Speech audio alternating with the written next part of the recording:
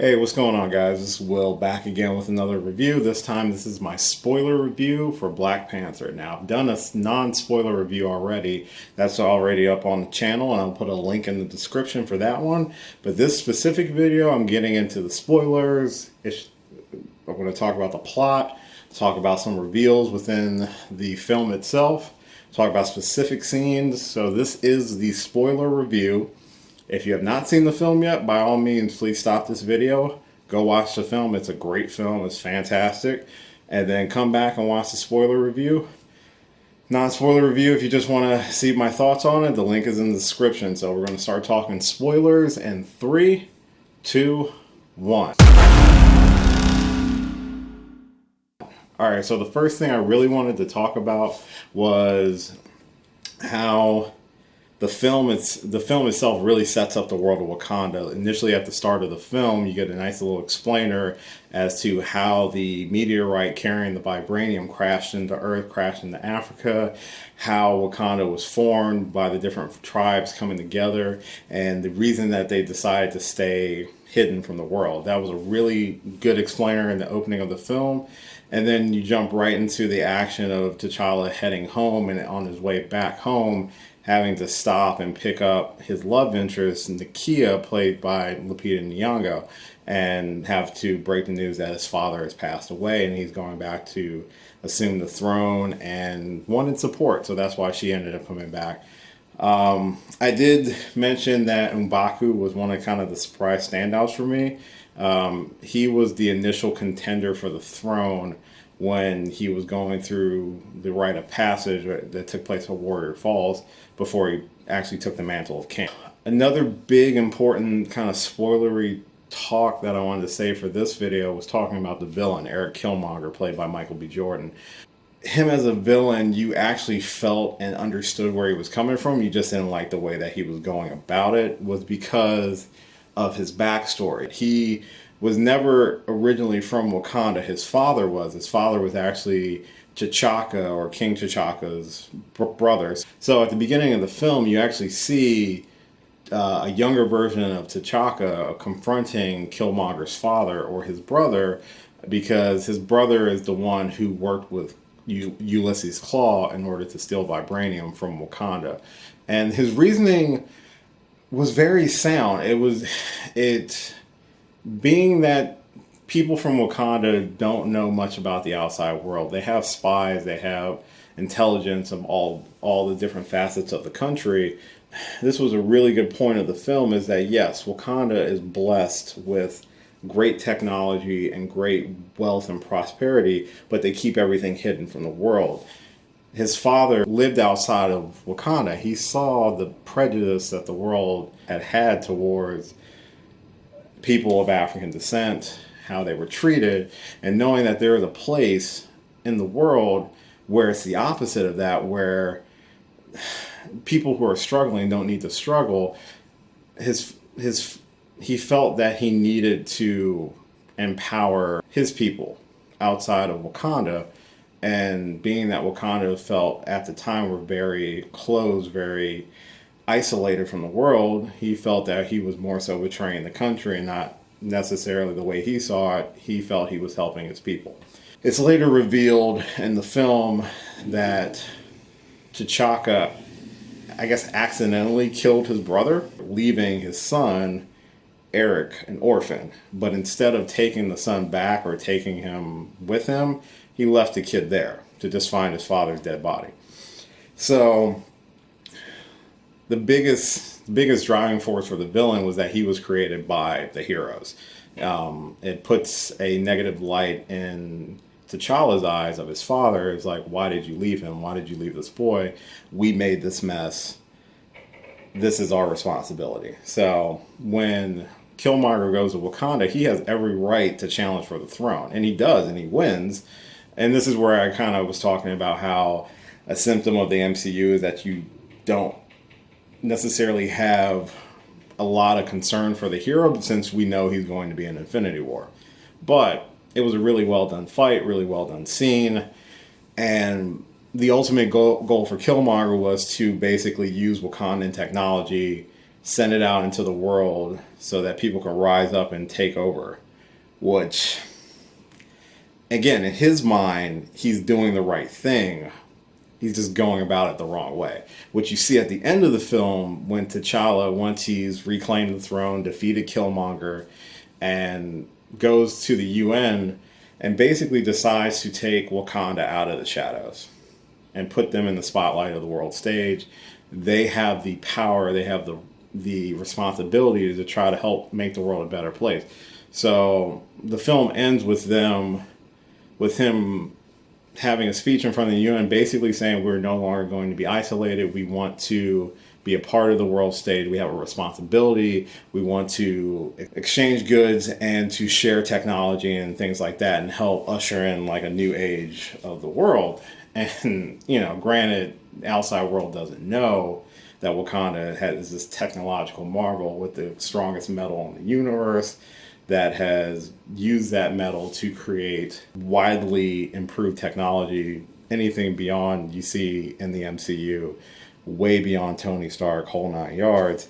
So when the UN ambassadors and the other people in the audience kind of chuckle, like, well, you're just a third world country, what can you offer? And all the film ends with just a smile. That was a great ending for the film.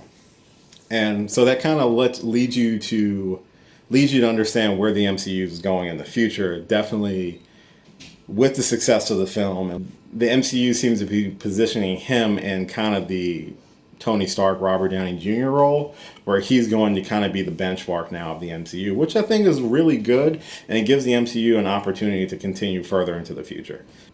Besides M'Baku, Letitia Wright's portrayal of Shuri, Black Panther's sister, was so well done. She had this energy about her. The interaction that she has with her brother, you felt like it was a brother-sister relationship. It wasn't just two actors portraying a role.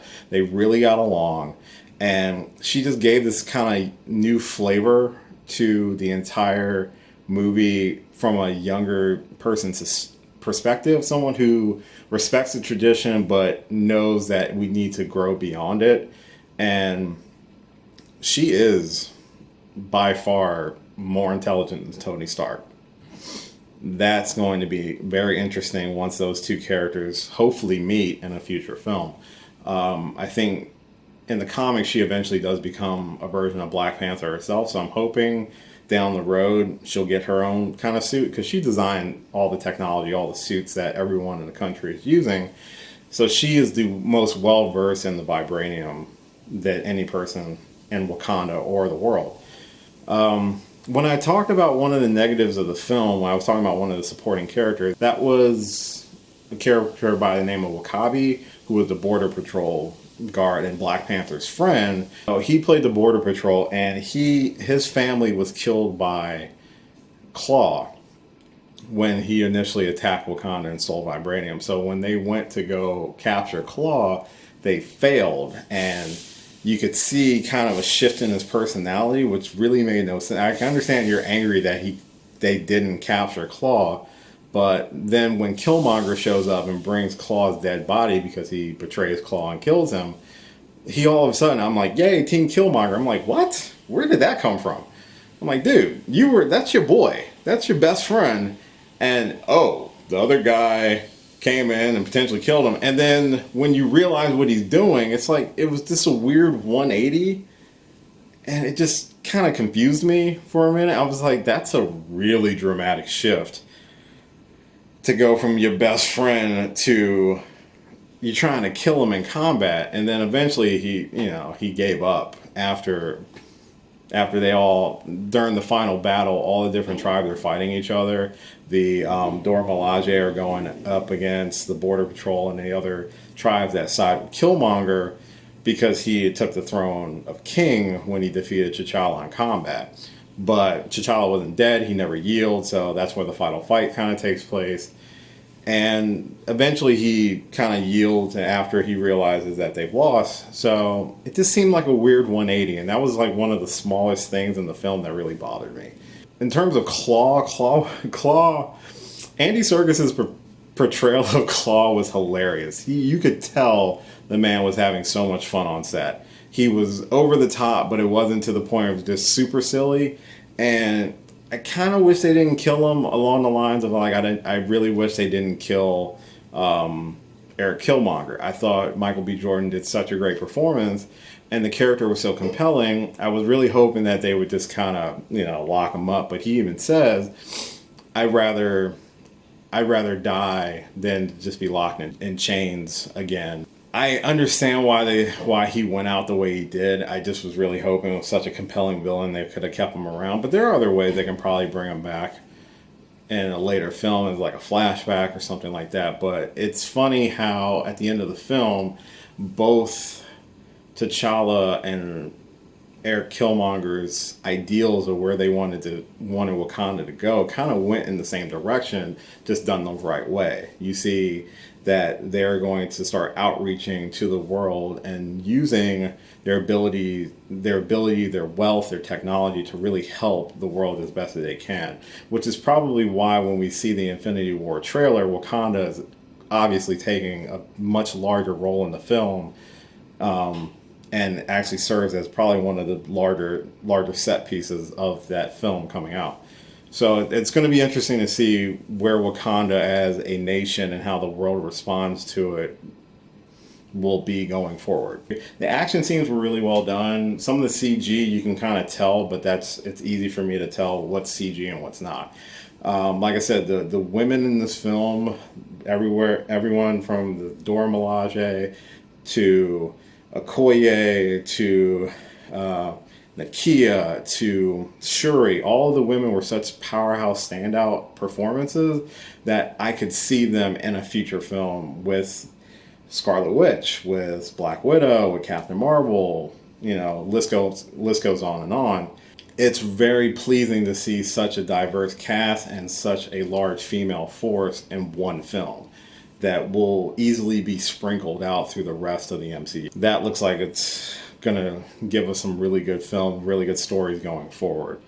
But again, overall, this was a fantastic film. I'm sure there's things I'm missing to talk about in terms of spoilers. If you have a favorite scene or there was something in the film that really spoke to you, please jump down in the comments below and let me know. And there was no Infinity Stone in this one, which I was actually very happy about, because I didn't want the spiritual side of Wakanda or the mystical properties of the vibranium to be derived from the Infinity Stone. So the Soul Stone is still missing. We don't know where it is. But again, super great film. What were your favorite scenes of the film? This is the spoiler talk, so by all means jump down in the comments, let the spoilers fly. And if you like this video and any of my other videos, please like, share, and subscribe. Until next time, catch you later.